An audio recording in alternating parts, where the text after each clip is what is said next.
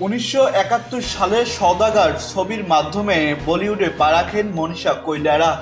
এরপর একের পর এক উপহার দিয়ে গেছেন সুপারহিট সব ছবি।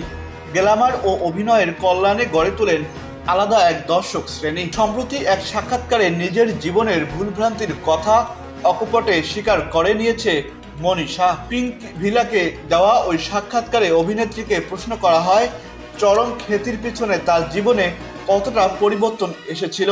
জবাবে মনীষা বলেছেন, মনে হয় ওই সময়ে আমি কিছুটা বদলে গিয়েছিলাম, কিছুটা অহংকারী হয়ে গিয়েছিলাম।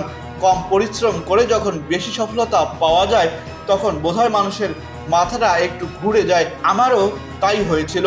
আর ওই সময়ে আমি অতটা পরিণত ছিলাম না, বয়সও ছিল অল্প, আর তাই তখন আমি দুনিয়া বা নিজের জীবনের ব্যাপারে বেশি কিছু বুঝতে পারতাম না। মনীষার ভাষ্য, আসলে নাম যশ মানুষকে একটু অহংকারী করে তোলে। তখন মনে হয় পুরো দুনিয়াই আপনাকে কেন্দ্র করে ঘুরছে। মনে হয়েছিল পুরো বিশ্বের কেন্দ্রে আমি অবস্থান করছি, কিন্তু বাস্তবে আমি এরকমটা নই। সময়ের সঙ্গে সঙ্গে আপনি যত পাকাপোক্ত হন, জীবনের পথ বেয়ে এগিয়ে চলেন, জীবন ও দুনিয়া সম্পর্কে আসল উপলব্ধি তখনই হয়।